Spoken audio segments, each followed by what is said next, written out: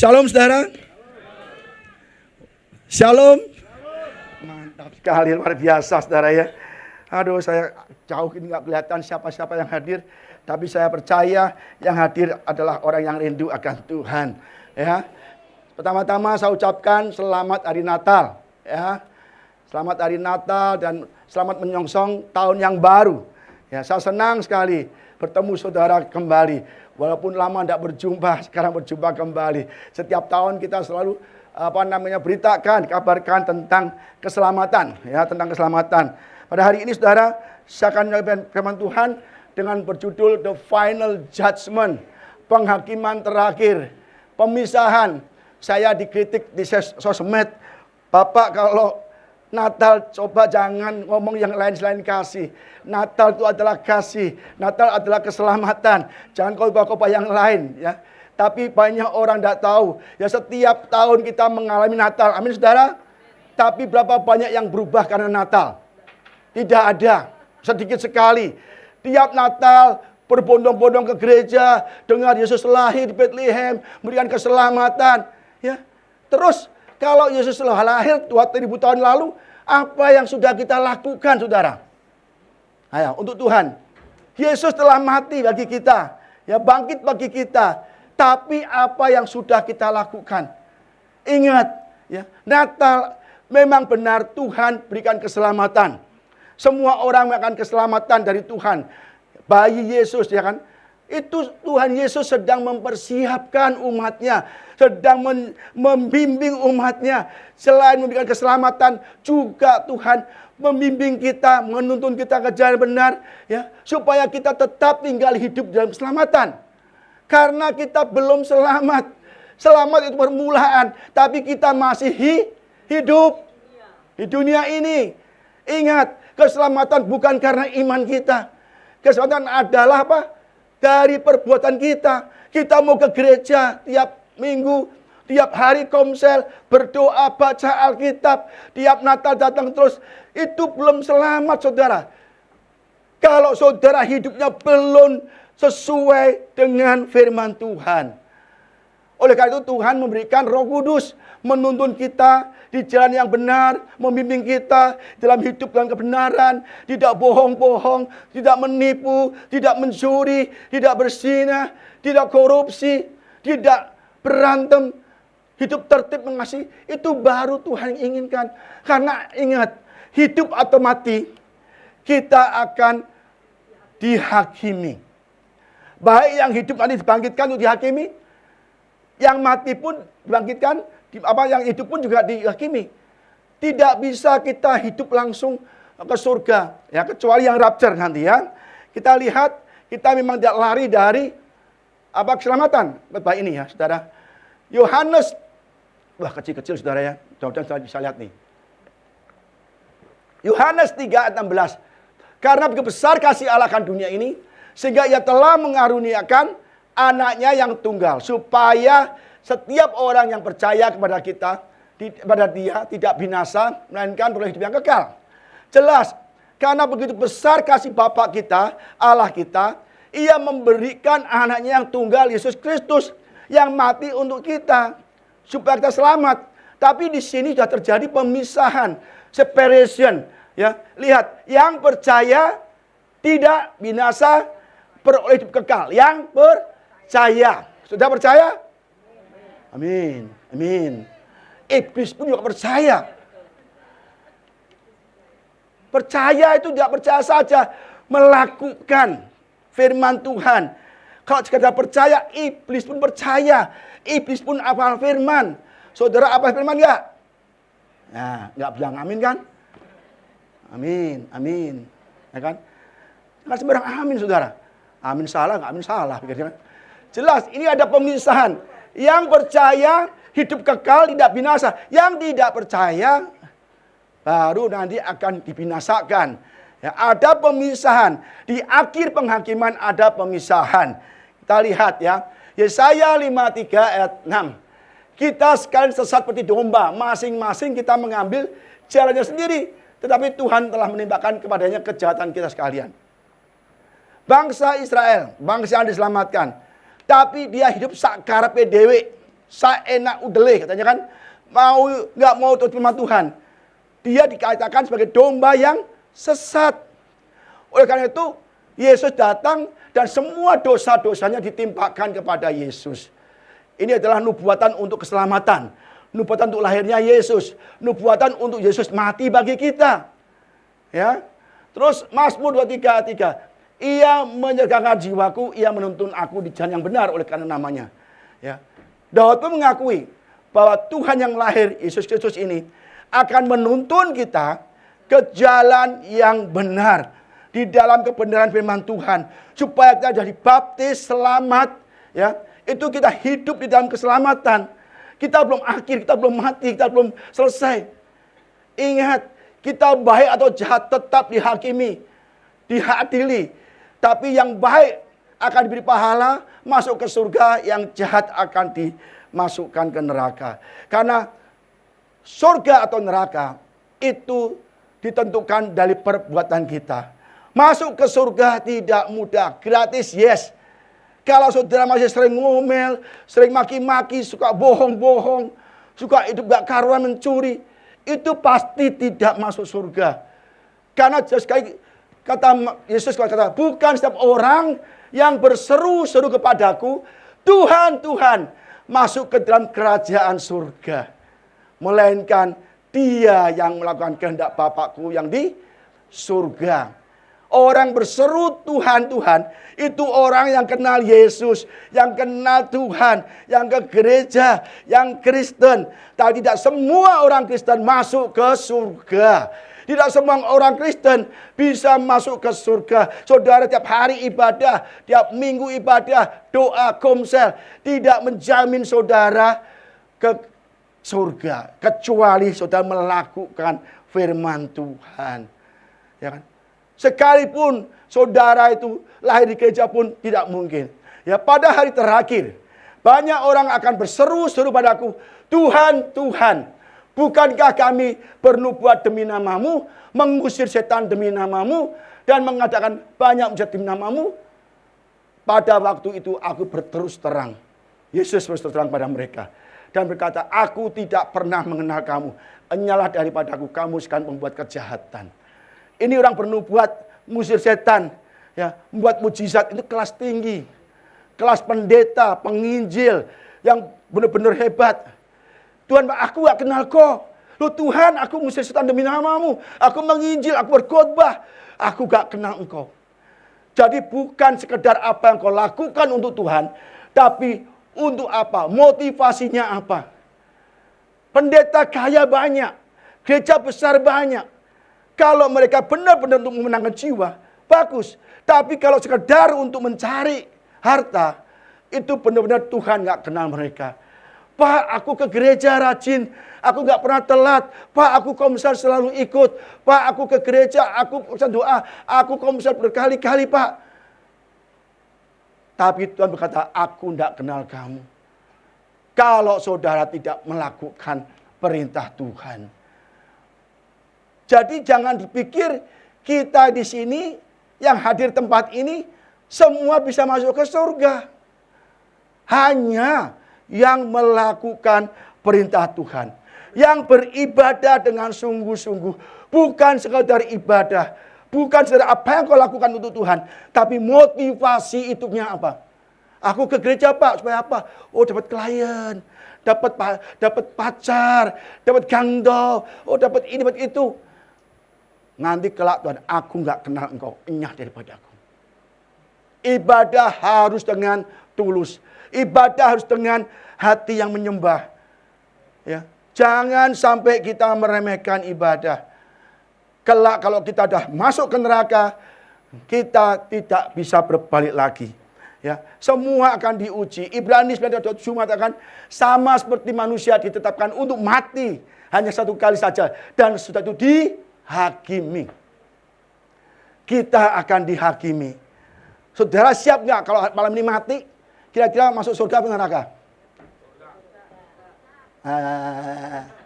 Ya jelas, yang ingin masuk surga angkat tangan. Angkat tangan tinggi-tinggi. Yang ragu-ragu angkat tangan. Saudara bilang udah, aku masuk surga, masuk surga. Apa yang membuat saudara yakin masuk surga? Ayo. Ngomong sekarang. Ayo. Apa yang yakin? Mana kendak apa? Ibadah aja berantem melulu. Iri melulu. Ibadah bolos terus. Ya kan? Ibadah ngobrol terus. Ibadah main HP terus.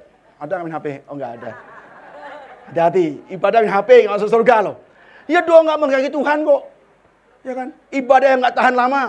Pak saya enggak suka ibadah di sini Pak, lama. Dari dulu kala kita ibadah lama, enggak pernah 2 jam kurang, lebih selalu. Sekarang naik 2,5 jam. Nanti tahun depan 3 jam. Langsung sepi. Itu enggak cinta Tuhan. Kalau saudara punya pacar, mau ngapel sejam apa 2 jam apa 3 jam? Pak, saya mau nginep Pak. Kenapa? Cinta kan? Kalau ketemu pacar 3 jam kayak 3 menit. Ke gereja 3 menit kayak 3 jam. Tanda bahwa saudara tidak cinta rumah Tuhan. Ya. Matius 16:27, sebab anak manusia akan datang dalam kemuliaannya, diiringi malaikat-malaikat, ya. Pada waktu itu ia akan membalas setiap orang menurut perbuatannya. Yesus lahir, ya, ke dunia, memimpin umatnya, memberikan keselamatan, dan itu memberikan Roh Kudus untuk membimbing kita. Tidak ada lagi penghukuman bagi orang dalam Kristus Yesus, yaitu yang di dalam, yang berjalan menurut Roh Kudus. Habis itu terakhir, habis itu selesai dihakimi. Ya, dihakimi. Yesus lahir, kita keselamatan, dihakimi menurut perbuatan kita. Nah, dalam penghakiman dipisahkan, ada kambing dan domba. Ya kan? Saudara, kambing apa domba? Nah, pinter-pinter kau jawab ya. Domba. Domba. Tahu-tahu diadili, kamu kambing. Ini ada kambing dan domba nih. Ini ada takhta pengadilan Allah Maha Tinggi, itu kambing dan domba. Yang kiri kambing, yang kanan domba. Saudara di mana? Domba. Nanti bisa foto ya di domba. Malaikat bilang, domba, lu ngutang nggak bayar, domba gimana? Kita akan dihakimi. Nah, kita hari ini belajar, ini baru permulaannya. Kita ini belajar bagaimana cara Allah menghakimi kita. Dan mengapa Tuhan bilang, ini domba, ini kambing. Apa yang maksud domba, apa yang maksud kambing? Kita belajar malam hari ini. Saya percaya sudah belajar malam ini, sudah akan bertobat. Karena apa? Kita selama ini nggak tahu, ya kan? Juru selamat lahir. Lahir terus. Tiap tahun lahir terus. Lihat kabar gedenya. Yesus sudah lahir dah lama. Sekarang dia di surga, mau jadi raja bentar lagi. Dan sudah mentata taktanya untuk menghakimi kita. Kita masih Yesus lahir. Yesus lahir untuk itu nanti, ya. Kita lihat ya. Mengapa Yesus ngomong kambing dan domba? Nah, ini panjang. Saya bacakan dulu ya. Nanti kita bahas satu persatu. Matius 25 ayat 31 sampai 46. Kita mungkin malam ini pulang jam 10, Saudara ya. Apabila Anak Manusia datang ke dalam kemuliaannya dan semua malaikat-malaikat bersama dengan Dia, ya, maka Ia akan bersemayam, Yesus, di atas takhta kemuliaannya. Lalu semua bangsa akan dikumpulkan di hadapannya. Dan ia akan memisahkan mereka seorang dari seorang. Sama seperti gembala memisahkan domba dari kambing. Dan ia akan menempatkan domba-domba di sebelah kanannya. Karena kehormatan, ya, perkenanan. Seperti Yesus berdiri di kanan Allah Bapa, ya kan? Berkat juga tangan kanan kan? Ya. Dan raja itu berkata kepada mereka yang di sebelah kanannya, hei, mari kamu yang diberkati oleh Bapakku, terimalah kerajaan yang telah disediakan bagimu sejak dunia dijadikan. Domba di sebelah kanan akan menerima kerajaan, masuk ke surga. Ya kan? Sebab ketika aku lapar, kamu memberi aku makan. Ketika aku haus, kamu memberi aku minum. Ketika aku seorang asing, kamu memberi aku tumpangan. Ketika aku telanjang, kamu memberi aku pakaian. Ketika aku sakit, kamu melawat aku. Ketika aku di dalam penjara, ya, kamu mengunjungi aku. Maka orang-orang benar itu berkata kepada Yesus, ya, kepada Dia, kata, Tuhan, bagaimana kami melihat Engkau lapar dan kami memberi Engkau makan, ya kan? Atau haus dan kami memberi Engkau minum? Bila manakah kami melihat Engkau sebagai orang asing dan kami memberi engkau tumpangan, atau telanjang dan kami memberi engkau pakaian. Bila mana kami melihat engkau sakit dan dalam penjara, kami mengunjungi engkau. Diperhatikan saudara. Dan raja itu menjawab mereka, aku berkata kepadamu, sesungguhnya segala sesuatu yang kamu lakukan untuk salah seorang dari saudaraku yang paling hina ini, kamu telah melakukan untuk aku. Ya, next. Dan ia akan berkata kepada mereka yang di sebelah kirinya, kambing, ya kan? Enyalah dari hadapanku, kamu orang-orang terkutuk. Enyalah di dalam api yang kekal, yang telah sedia untuk iblis dan malaikat-malaikatnya. Sebab ketika aku lapar, kamu tidak memberi aku makan. Ketika aku haus, kamu tidak memberi aku minum. Ketika aku seorang asing, kamu tidak memberi aku tumpangan. Ketika aku telanjang, kamu tidak memberi aku pakaian. Ketika aku sakit dalam penjara, kamu tidak melawat aku. Lalu mereka pun akan menjawab pada dia. Katanya, Tuhan, bila manakah kami melihat engkau lapar atau haus atau sebagai orang asing atau telanjang atau sakit atau dalam penjara dan kami tidak melayani engkau. Maka ia menjawab mereka, Yesus menjawab mereka, aku berkata kepadamu, sesungguhnya segala sesuatu yang tidak kamu lakukan untuk salah seorang daripada yang paling hina ini, kamu tidak melakukannya juga untuk aku. Dan mereka ini akan masuk ke dalam siksaan yang kekal, tetapi orang benar ke dalam hidup yang kekal. Kita bahas satu persatu. Ini permulaan saudara ya, makanya kita tunggu ya. Yang pertama, ya, Yesus akan datang kembali untuk menghakimi umatnya melalui pemisahan. Ya. Kita lihat apabila anak manusia datang dalam kemuliaannya dan semua malaikat bersama-sama dengan dia, maka ia akan bersama di atas takhta kemuliaannya. Lalu semua bangsa akan dikumpulkan di hadapannya dan ia akan memisahkan mereka seorang pada seorang seperti gembala, misalkan domba dari kambing. Dan ia akan menempatkan domba-domba di sebelah kanannya, kambing di sebelah kirinya. Ya, jadi pada akhir zaman nanti kita akan dihakimi dan kita dipisahkan ya antara domba dan kambing. Artinya orang jahat yang tidak melakukan firman Tuhan, yang tidak sungguh-sungguh beribadah pada Tuhan, yang hatinya jahat, hatinya duniawi, memikirkan dunia, diri sendiri tidak untuk Tuhan, itu dimasukkan dalam kategori kambing. Ya. Dan yang lain adalah domba. Domba adalah taat kepada gembalanya, ikut kepada gembalanya, makan dari tangan gembalanya, kemana gembala pergi dia ikut. Dan dia melakukan perintah gembalanya. Dan sudah kalau kita, domba adalah kita yang sungguh-sungguh beribadah, melakukan firman Tuhan. Tidak sekedar baca firman Tuhan, tidak sekedar ke gereja dengar firman Tuhan, tapi melakukan firman Tuhan. Amin saudara. Amin. Amin. Kalau saudara ke gereja, itu baru sebagian, baru permulaan. Dan kalau tidak melakukan firman Tuhan, itu kita maksudnya kambing. Bila melakukan, kita akan jadikan domba. Jadi Yesus seringkali ketika ministry pelayanan di dunia ini selalu memberitakan tentang pemisahan. Seperti gandum dan ilalang ya. Biarkanlah keduanya tumbuh bersama sampai waktu menuai.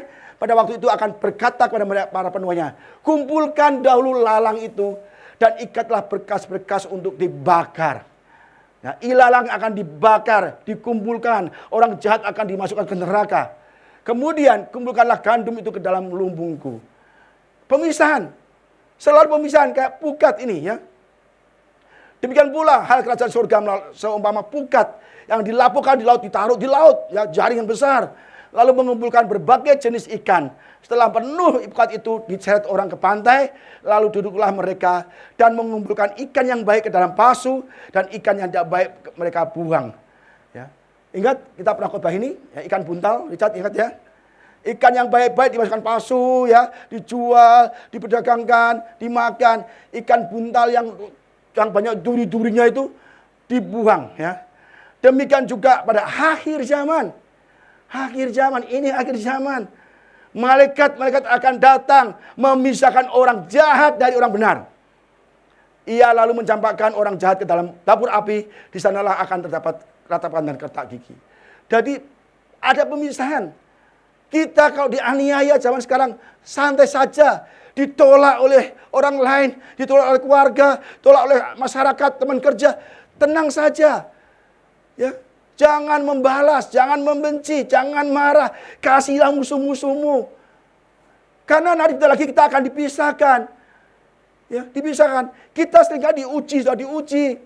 Kita kerja baik-baik difitnah, kerja baik-baik dituduh, kerja atau kita hidupnya benar dituduh terus. Biar saja itu iblis lagi menggocok kita, menampi kita. Kalau kita lolos, sabar, mengasihi musuh kita, dibenci kita mengasihi, kita ditolak, kita mendekati, kita ditolak, dibenci, kita mendoakan. Kita sudah pasti domba, saudara. Tapi kalau disenggol marah-marah, jemaat terkortik besok nggak kerja lagi, waduh saudara. Kita nasihati baik-baik, nggak kerja lagi. Hatinya itu bukan domba, itu kambing. Ya. Jadi kalau dinasihati, teman saudara harus berterima kasih. Ya. Jelas sekali akan ada pemisahan domba dan kambing. Kita lihat apa arti domba. Siapa yang dimaksud dengan domba sesuai dengan firman tadi yang Yesus katakan. Ya, Yesus katakan ya. Kita lihat siapakah yang disebut domba. Dan raja itu akan berkata kepada mereka yang di sebelah kanan. Hei kamu yang diberkati oleh Bapakku, terimalah kerajaan yang telah disediakan bagimu sejak dunia dijadikan. Domba itu masuk ke surga. Domba masuk ke kerajaan. Karena domba adalah orang taat pada Tuhan. Melakukan firman-Nya. Kita bergantung pada gembala kita. Ya, kita lihat domba, ya, kita lihat domba di Yohanes 10 atau 7 8. Tetapi kamu tidak percaya. Karena kamu tidak termasuk domba-dombaku. Ya, kalau kita tidak percaya, kita bukan domba-domba Yesus. Percaya di sini artinya apa? Melakukan kebenaran. Tidak hanya ke gereja, percaya. Hidup sesuai firman Tuhan. Jangan berantem. Jangan maki-maki orang. Jangan berbohong. Jangan mencuri. Ya. Itu banyak sekali yang Tuhan terangkan. Ya. Jadi saudara kita benar-benar tahu bahwa domba-domba Tuhan ya, itu melakukan firman Tuhan. Domba-dombaku mendengarkan suaraku. Nah, loh kan? Dan aku mengenal mereka dan mereka mengikuti aku. Kita harus mengikut Yesus. Hidup sesuai dengan firman Tuhan. Dan aku memberikan hidup yang kekal kepada mereka dan mereka pasti tidak akan binasa sampai selamanya. Dan seorang pun tidak akan merebut mereka dari tanganku. Kalau kita domba, saudara, kita akan dilindungi Tuhan. Iblis mau berebut nggak bisa.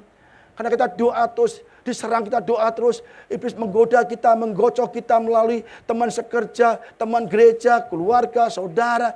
Kita tidak bisa direbut oleh iblis melalui hal-hal itu. Kenapa? Tuhan akan mempertahankan kita. Kalau kita jadi domba-domba Tuhan. Sekalipun kita berjalan dalam kekelaman, aku tidak takut bahaya. Karena engkau besertaku. Gada dan tongkatmu menghibur aku. Amin saudara. Maka saudara percaya Tuhan sungguh-sungguh. Ini akhir zaman. Dunia semakin jahat.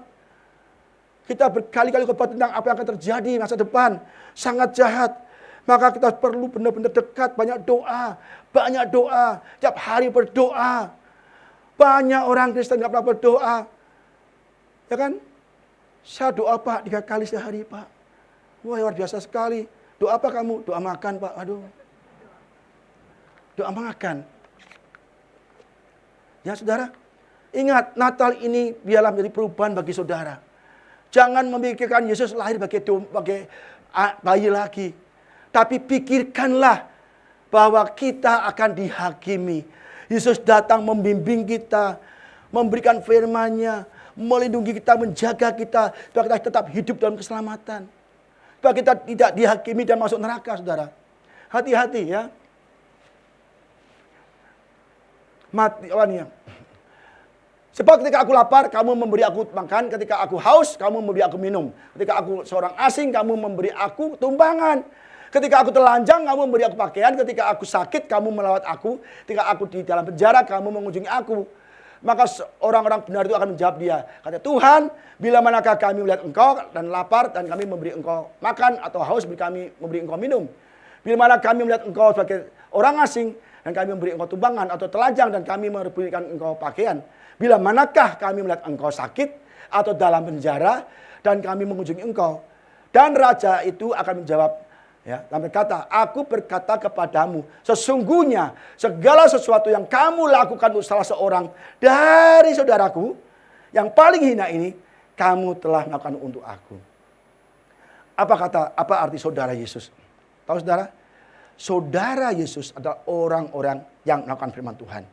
Kita lihat, sebab siapapun yang melakukan kehendak Bapakku di surga, dialah saudaraku laki-laki, dialah saudaraku perempuan, dan dialah ibuku. Saudara kita sebenarnya adalah orang yang melakukan firman Tuhan. Karena itu mereka lah yang akan bertemu kita, bersama kita di surga nanti. Saudara kita dengan darah, melalui darah.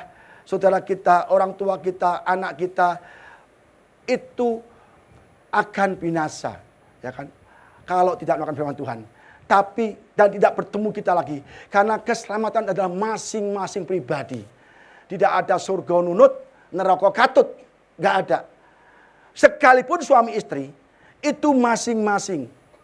Istri bisa masuk surga, suami bisa masuk neraka. Atau sebaliknya. Anak bisa masuk surga, orang tua masuk neraka. Bisa juga. Pokoknya surga dan neraka itu tanggung jawab masing-masing. Dan itu dia akan diuji. Selalu diuji. Ya, maka kita harus lolos atau lulus dalam penghakiman. Kayak kita misalnya saudara, kita sekolah kelas 6 SD. Ya, kita mau naik SMA, SMP. Apa dilakukan? Diuji dulu. Ujian terakhir. Kalau kita selama kelas 6 nggak pernah bikin PR, nggak melakukan tugas, ulangan nggak pernah belajar, tugas-tugas nggak dikerjakan, nanti ujian bisa nggak? Nggak lolos.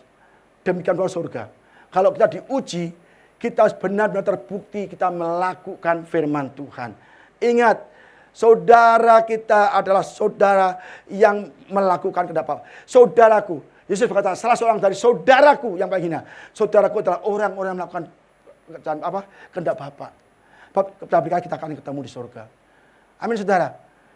Kita harus hati-hati. Maka saya selalu berdoa di pagi hari untuk anak, menantu, cucu, orang tua, famili, keluarga besar. Supaya kami semua bisa bersama-sama dengan keluarga. Berdoakan. Jauhkan dari yang jahat. Mereka dari yang duniawi. Biar mereka menjamah hatinya supaya kenal Tuhan. Percaya sungguh-sungguh. Tidak fokus kepada dunia. Fokus kepada kesuksesan. Saudara demikian. Doakan anak istri saudara. Ya kan? Supaya mereka sama-sama masuk ke surga, saudara. Ya, jangan sampai kita tidak sungguh-sungguh dalam Tuhan, ya. Perintah baru yang dari Yesus untuk murid-muridnya. Yohanes 13 ayat 4, 35. Aku memberikan perintah baru kepadamu, yaitu supaya kamu saling mengasihi. Sama seperti aku telah mengasihi kamu, demikian pula kamu harus saling mengasihi. Dengan demikian semua orang akan tahu bahwa kamu adalah murid-muridku, yaitu jika kamu saling mengasihi. Kalau kita tidak mengasihi satu dengan lain, kita bukan murid Tuhan. Karena Tuhan adalah kasih. Maka di sini saudara saya katakan jangan saling berantem, jangan saling iri, jangan saling menjatuhkan, jangan saling menyerang, tapi kasihilah sesama kita. Ya kan, supaya kita bisa diangkat Tuhan. Saudara-saudaraku yang kekasih, marilah kita saling mengasihi, sebab kasih itu berasal dari Allah. Dan setiap orang mengasihi lahir dari Allah dan mengenal Allah. Barang siapa tidak mengasihi, ia tidak mengenal Allah. Sebab Allah adalah kasih. Kalau kita tidak punya kasih, kita bukan berasal dari Allah. Berasal dari mana? Si jahat, iblis. Ya. Maka Tuhan itu kasih. Dia memberikan nyawanya untuk kita. Maka kita harus mengasihi sesama kita. Sejak apapun kita mengasihi. Saya sering disakiti, saya sering ditolak, saya sering diancam, saya sering diserang. Saya mengasihi mereka semua. Mengasihi. Sebab kalau saya tidak mengasihi, tidak mengampuni, saya sendiri akan dihukum Tuhan. Tidak masuk ke surga. Maka kita harus mulai hari ini saling mengasihi.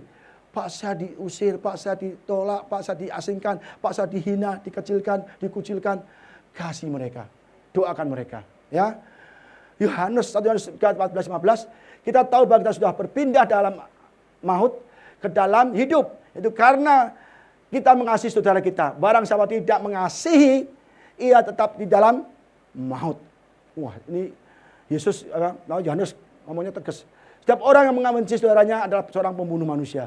Dan kamu tahu bahwa tidak ada seorang pembunuh yang tetap memiliki hidup yang kekal di dalam dirinya. Kita membenci orang, Yesus mengatakan kalau kamu membenci saudaramu, engkau membunuh. Ya, ngeri kan saudara? Hanya membenci gak membunuh, kita akan membunuh. Dan kita tidak tinggal tetap. Maka kita bersyukur, ya kita GBI of Christ, kita memberikan go ministry, ya kita sering ke penjara, Pak Heru ya, sama Pak Heru di sini pendeta Heru, kita bersama di penjara. Ada ini Pak Bu Juliana, Bu Kesia, Audi Panji, siapa lagi nih, ya kan? Istri Panji, ya kan? Kita ke penjara-penjara, ke panti-panti jombo untuk memberikan kasih. Nanti mereka tahu yang di penjara, oh iya aku ada dikasih orang ya, dikasih orang, aku jahat di penjara, tapi ada orang yang mengasihi, saudara seiman mengasihi, mereka akan benar-benar merasakan kasih Tuhan dan mereka akan bertobat saudara. Jadi kasihlah mereka. Saya senang diajak Pak Heru selalu ke penjara-penjara ya Pak Heru ya. Besok tanggal 19 kita juga ke penjara Cipinang. Terus kita berbagi kasih. Dan untuk mengasihi kita tidak perlu menunggu kita diberkati ya. Kita lihat ya, satu bahagia, wani masih banyak ini saudara. Ya, Yesus katakan, ketika Yesus melihat orang banyak itu, naiklah ke atas bukit dan setelah ia duduk, datanglah murid-muridnya kepadanya. Maka Yesus pun mulai berbicara dan mengajar mereka, murid-muridnya. Berbahagialah orang miskin di hadapan Allah, karena merekalah yang empunya kerajaan surga. Ini banyak orang nggak tahu miskin itu miskin jasmani Pak, bukan.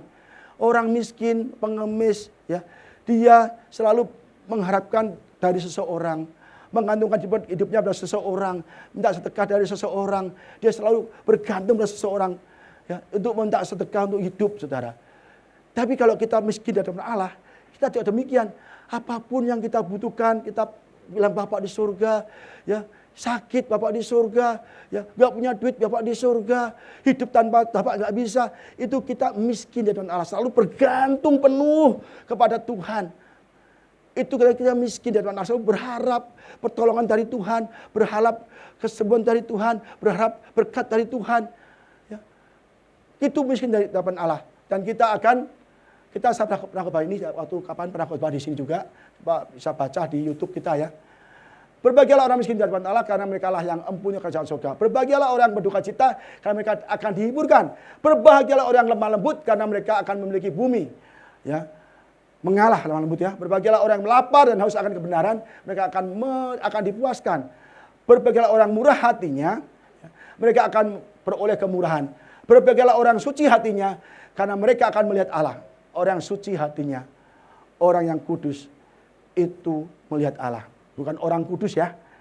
Di Jakarta orang kudus, bukan orang yang kudus hatinya, ya.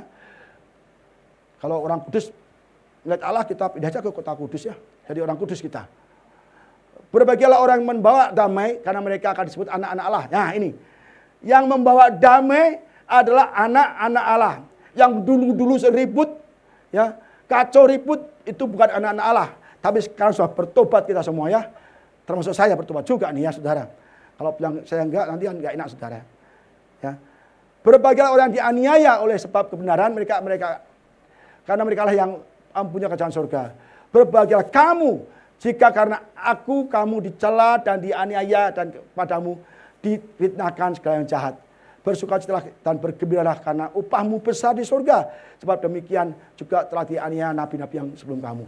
Ini saya nggak bahas karena sudah kita bahas satu khotbah ya. Ya.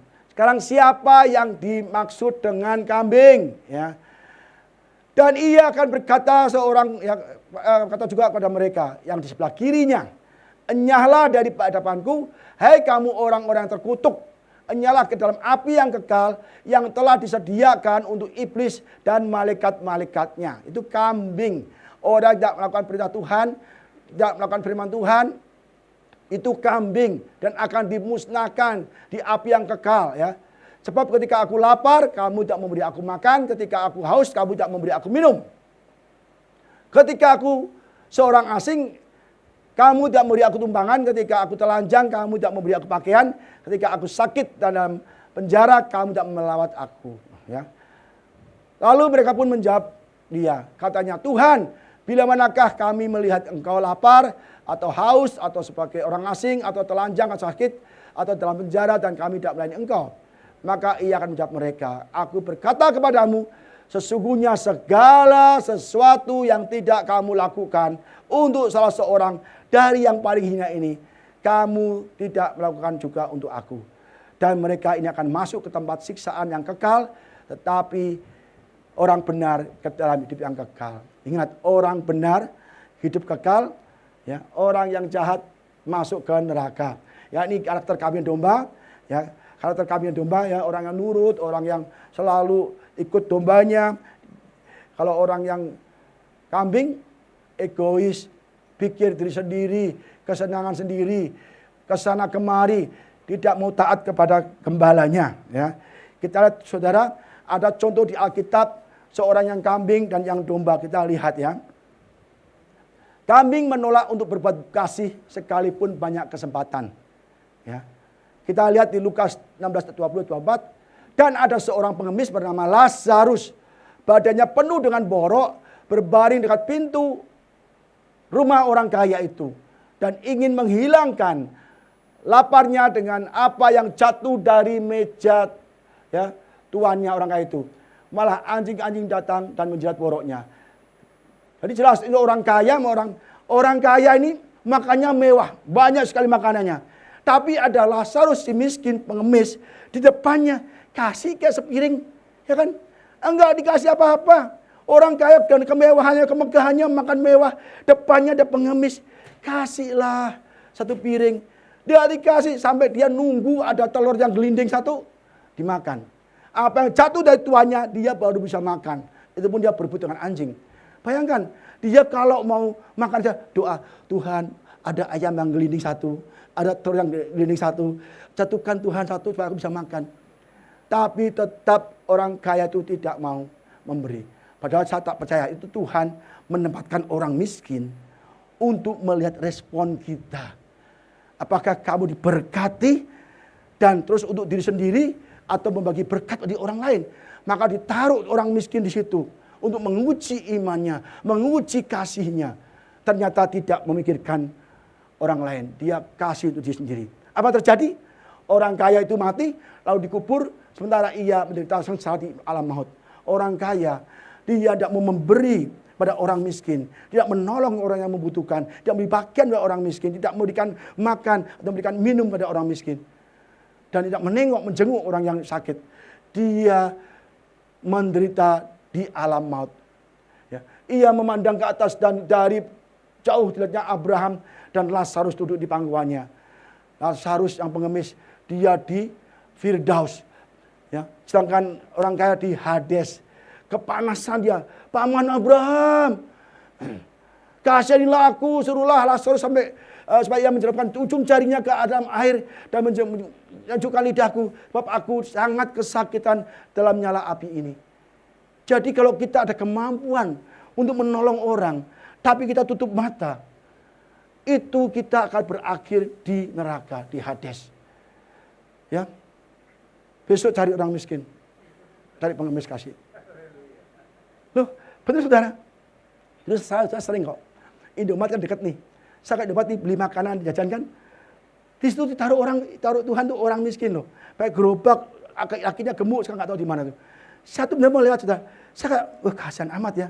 Udahlah saya kasih 50.000. Bagi kita 50 mungkin nggak masalah. Bagi dia besar saudara. Bisa makan 1 hari atau 2 hari kan. Akhirnya, besok kesana lagi, ada dia lagi. Langsung aku sisain 50.000, aku kasih lagi. Kadang 100.000, kadang aku kasih makanan. Sekarang hilang, nggak kemana. Pur bilang katanya udah pindah ke lokasi lain. Nah, itu untuk menguji orang lain, ya kan? Jadi kadang-kadang kita ditempatkan seseorang yang butuh pertolongan kita. Kita mampu, tapi kita tidak mau. Kita akan berakhir ke neraka, saudara. Benar. Tapi percayalah, kayak dulu COVID pernah kita ya. Waktu COVID, ya ampun, uang tinggal gopek ceng. Nggak tahu nggak makan apa, nggak punya uang. Sepi semua dagangan, ngopecing aja. Ada ibu-ibu loh, Pak tolong Pak, Bu anak saya kontrakannya habis mau diusir malam ini. Berapa Bu? Betulnya 600.000. Saya nggak ada 600.000. Akhirnya kita usahakan ada 600.000. Saya kasih. Saudara. Aduh, besok makan apa nggak tahu. Saya kasihkan semua uang yang ada waktu COVID itu. Besoknya ada telepon, Pak minta rekening gereja. saya ada berkat Pak, dikirim 6 juta, 10 kali lipat saudara. Kita diuji dalam kekurangan, apakah kamu mau memberi? Diuji, ya udahlah kasihlah. Mau habis ya sudahlah, kita juga besok mati juga. Ya, kita lihat saudara, domba selalu berbelas kasih meskipun dalam keadaan kekurangan. Ini janda Sarfat ya. Jelas, setelah itu bersiaplah lalu ke Sarfat, Elia. Setelah ia sampai ke pintu gerbang kota itu, ya tampaklah di sana seorang janda. Janda, bukan janda kaya. Bukan janda jenderal, janda kembang, bukan. Bagi kembang. Sedang mengumpulkan kayu api, ia berseru kepada perempuan itu, coba ambilkan bagiku air dalam kendi supaya aku minum. Elia adalah orang yang diutus Tuhan, dia kelaparan, dia kehausan. Kepada janda yang bukan kaya, tapi janda yang miskin. Kala perempuan itu pergi, dan ketika perempuan itu pergi mengambilnya, ia berseru lagi, coba ambilkan juga bagiku sepotong roti. Kurang ajar enggak? Minta minum, minta air, belum dikasih lagi mau ambil. Janda-janda sini. Ya kan? Aku juga lapar, butuh makan. Jadi janda ini diuji. Dalam kekurangan, apakah dia masih bisa memberi makan, memberi minum ya, kepada orang yang saudaraku. Ya kan? Perempuan itu menjawab, demi Tuhan Allahmu yang hidup, sesungguhnya tidak ada roti padaku sedikit pun, kecuali segenggam tepung dalam tempayan dan sedikit minyak dalam buli-buli. Dan sekarang aku mengumpulkan 2-3 potong kayu api, kemudian aku mau pulang dan mengolahnya bagiku dan bagi anakku. Setelah kami memakannya, maka kami akan mati. Ini janda yang benar-benar melarat. Tinggal segenggam tepung, kalau Indomie tinggal sebungkus Indomie itu.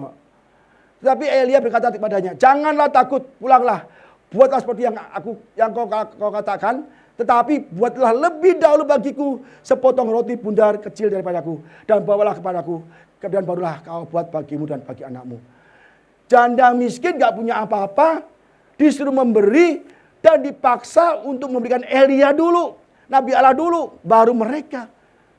Wah, itu kalau imannya gak kuat saudara, ini pendeta kurang ajar nih. Gua kekurangan COVID, butuh makan, butuh Indomie, datang ke sini tak makan, suruh bikinin dulu baru dia kenyang, baru aku. Kalau aku kenyang gua nggak makan dong, ya kan? Tapi janda itu diuji. Apakah di dalam kekuranganmu, di mana tidak ada kesempatan atau peluang untuk menolong, apakah kamu masih mau memberikan kasihmu menolong? Apa kata janda itu? Ya kan? Kita baca ya.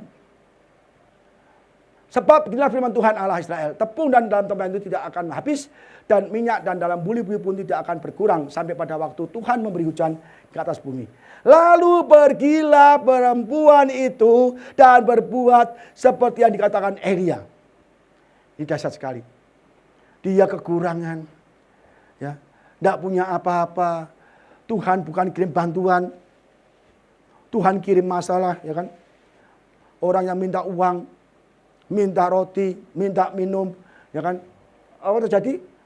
Maka perempuan itu dan ia dan anaknya mendapatkan makanan beberapa waktu lamanya.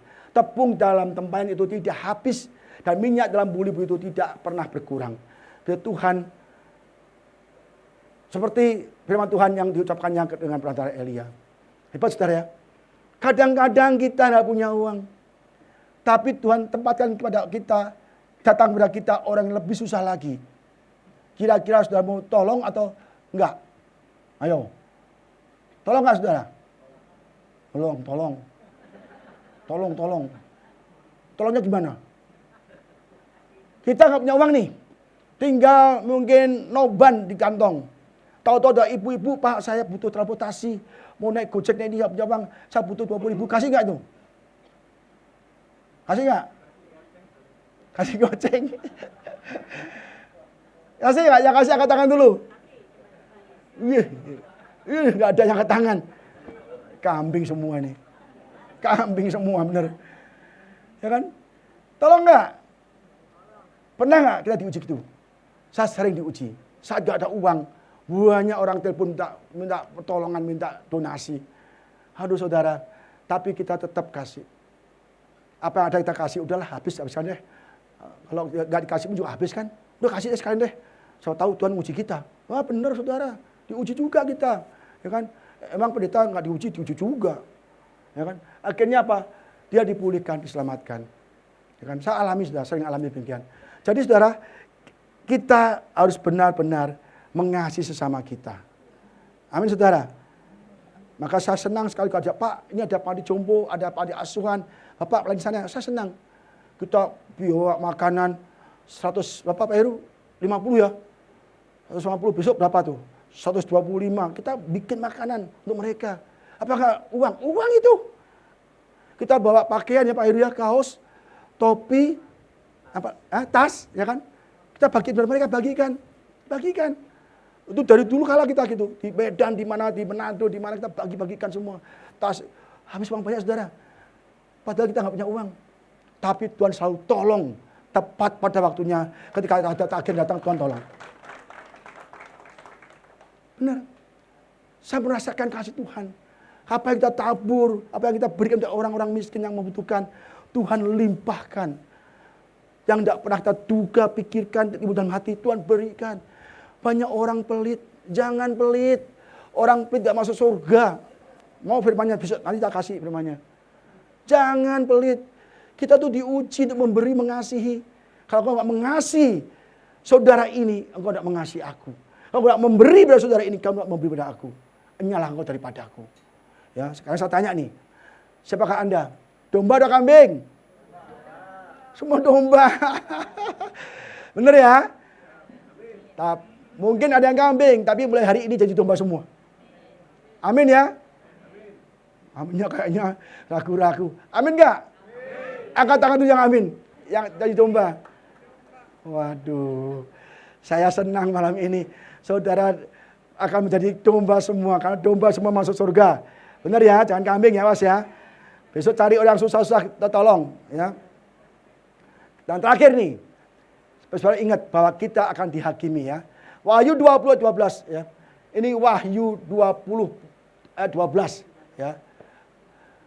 Dan aku melihat orang-orang mati besar dan kecil berdiri di hadapan takhta itu. Orang ya. Lalu dibuka semua kitab dan dibuka juga sebuah kitab lain, itu kitab kehidupan. Kitab kehidupan. Dan orang-orang mati dihakimi menurut perbuatan mereka. Berdasarkan apa yang ada tertulis dalam kitab-kitab itu. Ingat, setiap kali kita melakukan sesuatu, malaikat mencatat. Saudara memberi ke orang miskin, dicatat. Memberi tumpangan, dicatat. Ya kan? Ada orang di penjara, saudara tengok, dicatat. Ada orang pakaian, saudara beri pakaian, dicatat. Ya. Apapun yang saudara lakukan untuk Tuhan, untuk sesama kita, semua dicatat. Amin ya. Ingat, perbuatan baik saudara itu tidak sia-sia. Malaikat mencatat. Nanti kalau saudara dihakimi, dibuka. Ya kan? Acong. Waduh, kamu luar biasa sekali loh. Tetanggamu butuh uang kau kasih. Ada butuh beras kau kasih. Sakit kau tengok, kau doakan. Wah, bagus sekali. Masuk ke surga. Ada lagi, ya kan, Acen. Waduh, kamu pelit amat. Kamu dagang, ada pengemis kamu usir. Jangan di sini buang sial kamu. Nutupin tokoku, sana pergi. Catat, kamu tidak beri sedekah, nggak beri makan, nggak tolong saudaramu, engkau egois, uang saudaramu kamu colong. Dicatat semua. Kita akan dibukakan kitab kehidupan kita. Selama kita hidup, kita dicatat. Saudara mau nggak catat baik atau jelek? Kita butuh baik ya.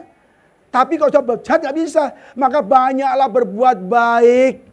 Karena berbuat baik dicatat semua, dibuka, diadili.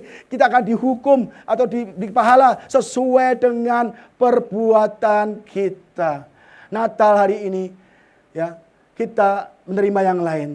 Yesus lahir ke dunia, memberikan keselamatan, menuntun kita, membimbing kita, memberikan firman-Nya, Roh Kudus-Nya, supaya kita hidup sesuai firman Tuhan, mengasihi Bapa di surga, mengasihi sesama kita yang sedang membutuhkan pertolongan. Ya, kok kayaknya pada nggak suka semua kok begini. Pak, kok batu nerima berkat, terima duit Pak, jangan memberi. Aduh, kambing kamu. Kambing sama domba? Ya, domba. Mau berkat gak? Mau masuk surga? Mau memberi untuk sesama kita? Ya, oke. Mari kita berdiri, saudara. Kita akhiri. Saya senang. Nah, saudara tuh begini senang. Yuk, musik. Musiknya juga. Ya, saudara, hari ini kita terima yang lain. Karena Natal, kedatangan Yesus untuk mempersiapkan umatnya menghadapi kedatangan yang kedua. Yang jahat akan dibuatkan ke neraka, yang baik akan diangkat ke surga, dan kita akan hidup bersama Yesus selama-lamanya. Apa arti hidup ini, saudara? Hidup sangatlah singkat. Apalagi kita yang sudah lole, umurnya yang sudah lakcap lebih, ya kan? Itu kalau baterai sudah low bed, kita cari Tuhan, sungguh-sungguh. Saya senang Bu Kesiani, wah suka memberi nih kan. Suka memberi makanan, waduh saya senang sekali, saudara. Sampai kan kita juga harus demikian, saudara, memberi pada yang kurang. Saya percaya upah kita besar di surga. Ya, lakukan yang baik, jauhi yang jahat.